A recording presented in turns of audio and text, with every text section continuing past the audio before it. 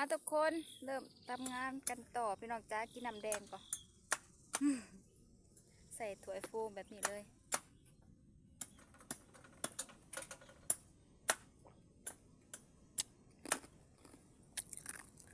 อากาศก็ร้อนทุกคนเลยโพดว่าแดดสบายดีทุกคนเลยจ้าสบายดีย่ำเที่ยงทุกคนจ้ากินน้ำแดงน้ำกันทุกคนมาจะลงคนยิงงัวลงใส่ให้หน้าก่อนพี่น้องจ้าเพราะว่าเต็มรถแต่เดี๋ยวจะพายสิพาไปเบิ่งทุกคนเวลาเอาลงพี่น้องจ้าเห็นตอนเอาขึ้นเลยเดี๋ยวจะพายถ่ายตอนเอาลงพี่น้องเติมพลังก่อน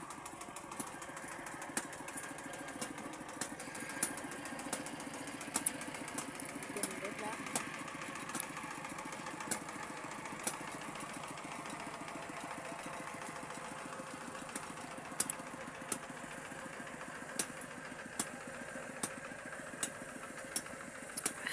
ไปลงไปแล้วทุกคนเดี๋ยวสิอย่างตามกฎป่ะทุกคนอ้าวลืมปิดไฟ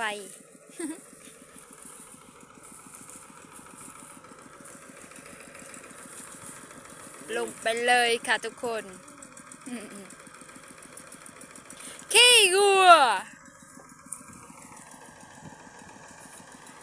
จะคล้องมันก็ยืนเบิ่งอยู่คนน่ะ จะคล้องขี้วัวใส่ให้ใหญ่ครับทุกคนนี่มองได้มันกี่ลายค่ะก็กองใส่แล้วไปแล้วเขาก็มายายน้ำลังพี่น้องจ้าเขาเห็นเป็นกองไว้ก่อนถ้าสมมติว่ายายไหวปวกกินเบิดทุกคนเลย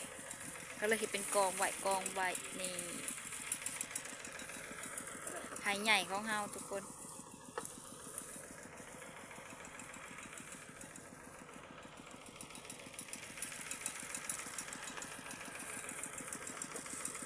น้องมาแคน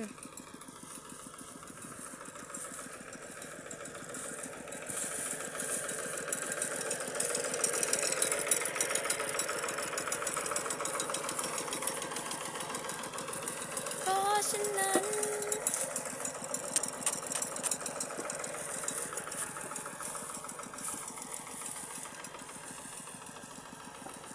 ตอนขึ้นกับตอนลงจะได้ง่ายกว่ากัน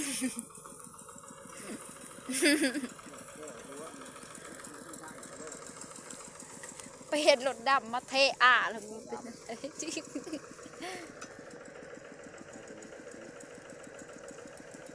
ตอนขึ้นกับตอนลงสะพายแบบพ่อๆปันกันทุกคนเลย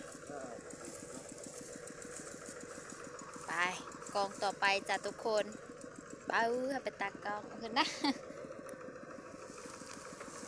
อาจจะเห็นเป็นกองไหวกองนี่กองนั่น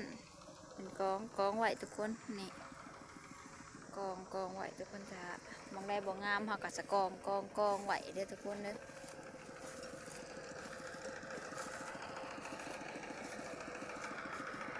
ว่าสิขึ้นให้ใหญ่ให้ยาวก็จักสิได้ขึ้นเลยบ่เด้อทุกคนเพราะว่ามันขึ้นยากแน่กับบ้านนี่ทุกคนเลย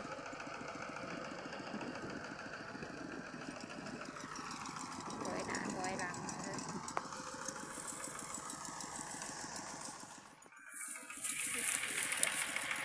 สู้ๆบรรยากาศกระแดดทุกคนเลย2-3 โมงแรงกันยังแดดอยู่คือเก่าทุกคน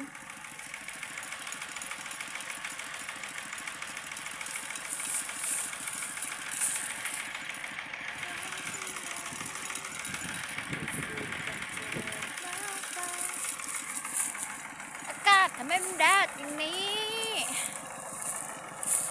ไปสบายเข้าตัวไปอันส่วนกี่ง่วงกับทุกคนเดี๋ยวมันสีขำเดี๋ยวมันสีบ่แล้วพี่น้องจ้า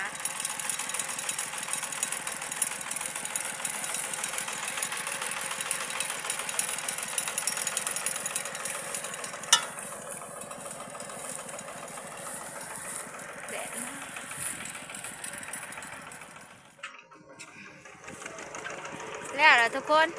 เดี๋ยวจะขึ้นไปเอาอีกก่อนจ้าเบิดแล้วเอาลงเบิดแล้ว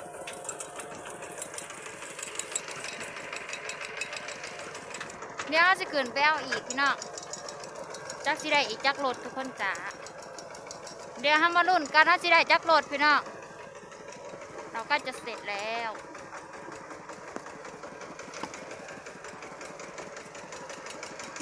แดดทุกคนเลยฮอดพ่อคนทางกับแคบเรียกต้นดู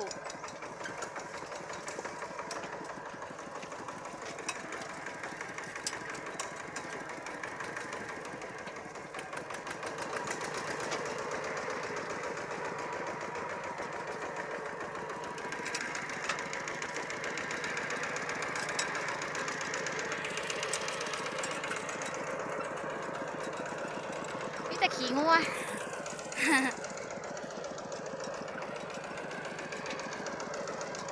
แห้งทุกคน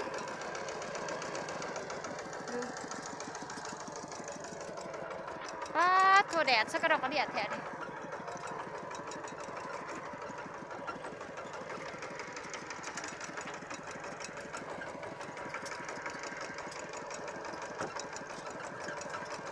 ยังคอกน้อยทุกคนได้คอกใหญ่แล้วเป็นทีเรียบร้อย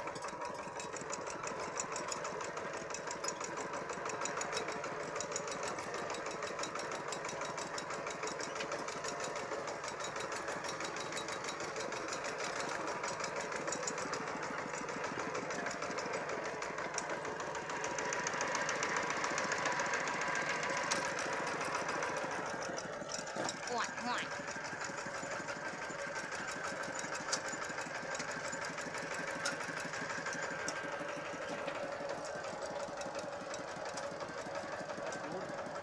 กินน้ำมันไข่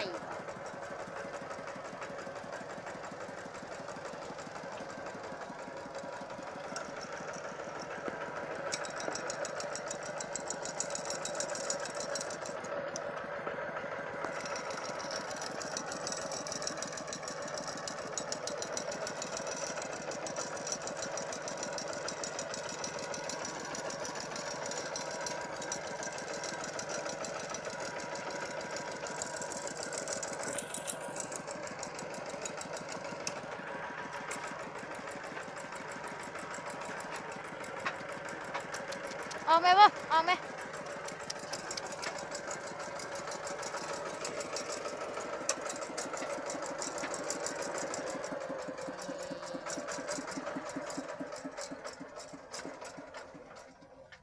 แล้วไป